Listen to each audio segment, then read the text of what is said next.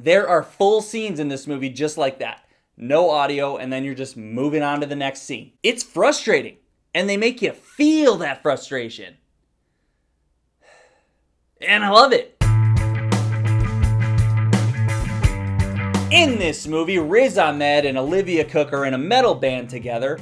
I don't really remember the name of the band. They're on tour, and while Riz Ahmed's character's playing the drums, he loses his hearing. His ability to hear is fucking gone, like that. This movie focuses on the challenges that he faces trying to understand a world without sound, and how to cope, and how to communicate, and how to possibly get his life back. Oh yeah, on top of that, he also happens to be a former drug addict, so just go ahead and add that pressure on top of this character.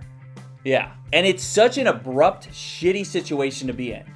It's really heavy. Riz Ahmed, he plays Ruben. He's a former drug addict, and he has found his sobriety in this life on the road, touring with his girlfriend and their band. From what I can tell, they are successful enough to keep living that life on the road. And this life that they've grown accustomed to and they've grown together in as a couple is just gone. It's taken from them. There's not much you can do in a band when the drummer can't hear. You can't easily communicate with people if you can't hear. The frustration that this character feels from being completely blindsided by hearing loss is totally understandable. And he makes it even easier to understand because he acts it out so perfectly. Every single emotion he displays makes you go, yup, that sucks. I've seen Riz in a bunch of things, and he's good, but I think this role is his standout performance. He made me empathize with his situation for like 2 hours straight.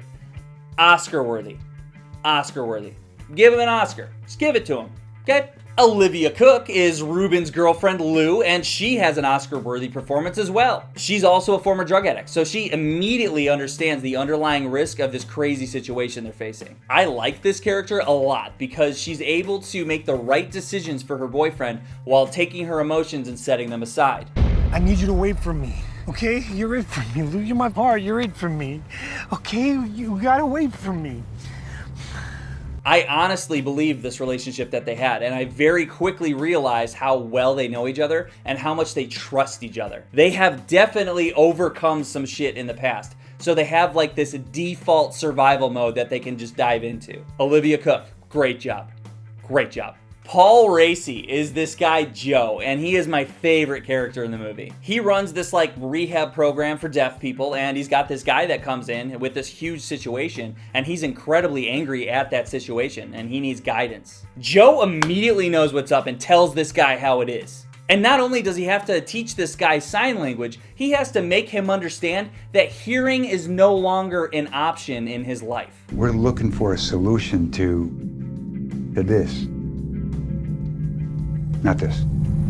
I liked how much of a no-nonsense, badass character this guy was, and he had my respect immediately. He's like this assertive guy who's also incredibly kind at the exact same time. I don't know how you pull that off.